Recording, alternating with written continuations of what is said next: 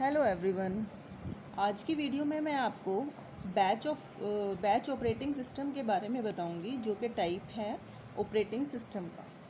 Batch operating system को start करने से पहले एक रिक्वेस्ट है, जो भी व्यूवर्स मेरे चैनल पर नए हैं please like share subscribe my channel. तो स्टार्ट करते हैं बैच ऑपरेटिंग सिस्टम को। The user of batch operating system do not allow to interact the computer directly. Batch operating system में क्या होता है कि जो यूज़र होता है वो डायरेक्टली कंप्यूटर के साथ इंटरेक्ट नहीं कर सकता, कम्युनिकेट नहीं कर सकता। अब नाम से ही पता चल रहा है बैच ऑपरेटिंग, बैच मतलब सिमिलर काइंड ऑफ जॉब का हम एक बैच बना रहे हैं। Each user prepare his job on an offline device like punch card and submit it to the computer operator। इसमें क्या होता है कि जो यूज़र होता है उसे जो भी अपना काम कराना होता है उसे ऑफलाइन उसके अपने ऑफलाइन उसमें डाटा को पुट करना होता है, जैसे कि पंच कार्ड हो गया या आपका पेपर टेप भी हो सकता है, मैग्नेटिक टेप भी हो सकता है इसकी जगह पर। देखो क्या होता था, मैं एक सिंपल लैंग्वेज में बताती हूँ। ये 1960 के आसपास की बात है जब बैच ऑपरेटिंग सिस्टम को यूज़ किया जाता था। उस टाइम पर क्या होता था कि सभी के पास तो कंप्यूटर्स अवेलेबल होते नहीं थे, तो कुछ बड़ी कंपनीज़ जैसे कि नासा हो गया, इसरो हो गया, या बहुत बड़ी बड़ी कंपनीज़ जहाँ पर जब कंप्यूटर को वो लोग यूज़ करते थे तो उसमें क्या करते थे कि एक अपना ऑफलाइन जॉब को वो प्रिपेयर करते थे, जैसे कि पेपर टेप, मैग्नेटिक टेप।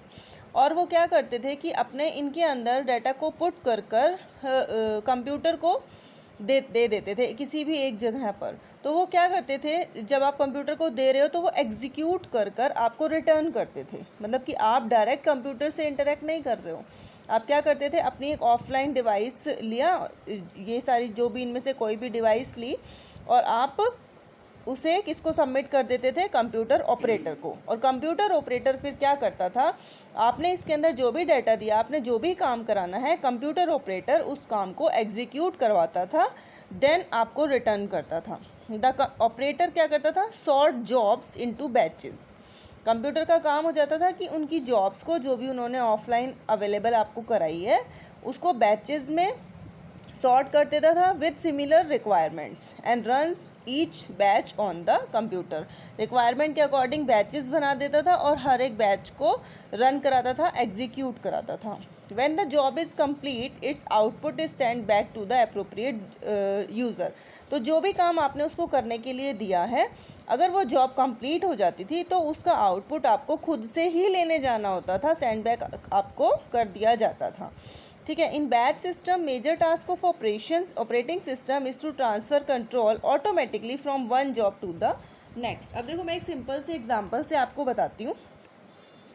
मान लो कि आपके पास बैच 1, बैच 2, बैच 3 बैच हैं। ठीक है।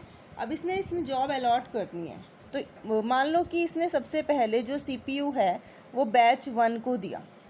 बैच 1 को इसने CPU दिया कि चलो तुमने जो भी जॉब्स है, तुम्हारे जो भी काम है वो तुम काम कर लो। इस टाइम पर क्या करता था CPU अपना जो भी उसने जो भी B1 ने काम कराना है, रीड राइट कराना है या जो भी काम कराना है, इट मीन्स जो भी उसने इनपुट देना है, जो भी आउटपुट देना है, वो इसको अलॉट कर देता था कि तुम अब जाओ अपना इनपुट लो, आउटपुट लो इस बैच को। ठीक है। तो अब क्या हुआ कि इसने तो काम दे दिया बैच 1 को, लेकिन CPU क्या रहा, इतने टाइम तक आइडल रहा। CPU के पास कोई काम नहीं है, ना तो CPU इन और बैच को काम दे सकता था, मतलब CPU को इन बैचेस को भी एलोकेट नहीं कर सकते थे। CPU क्या करता था, इस टाइम पे खाली रहता था। उसने B1 को बोला अपना इनपुट या जो भी आपने काम करना है, जो भी रीड कराना है, जो भी राइट कराना है, जो भी काम आपने करना है वो आप करो। देन CPU के पास ये फिर से आते थे, तो इतने टाइम के लिए जो CPU है वो खाली रहता था। इसमें क्या होता है कि एक जॉब जब कंप्लीट होती है तब वो नेक्स्ट जॉब के पास जा पाता है। First job then go to next. जैसे कि जॉब बनी हुई है, इनको क्या करा, हर जॉब को बैच के अकॉर्डिंग कर दिया, तो एक जॉब कंप्लीट होएगी तब वो नेक्स्ट जॉब पे जाएगा। तो इस टाइप से बैच ऑपरेटिंग सिस्टम काम करता था, जिसमें क्या हुआ, CPU बहुत ज़्यादा तक आइडल रहने लगा। अब इसके एडवांटेजेस क्या है, रिसोर्स मैनेजमेंट ईजी था, एलोकेशन ईजी था, फास्टर था सीरियल प्रोसेसिंग से। लेकिन इसके साथ साथ डिसएडवांटेजेस क्या हुई कि इसमें इंटरेक्शन तो था ही नहीं, lack of interaction between the user and the job while job is executing. जब आप जॉब को एग्जीक्यूट कर रहे हो उस टाइम पे यूज़र तो अवेलेबल ही नहीं है, क्योंकि यूज़र ने पंच कार्ड में या जो भी डिवाइस है उनमें अपना ऑफलाइन जॉब उसको दिया ऑपरेटर को, और ऑपरेटर काम कर रहा है। जब उसको पूरा आउटपुट मिल जाएगा तब वो यूज़र को दे देगा। तो यूज़र तो एग्जीक्यूट करने के टाइम पर कहीं भी इंटरेक्ट नहीं किया उसने। इसका टर्न अराउंड टाइम बहुत ही हाई रहा।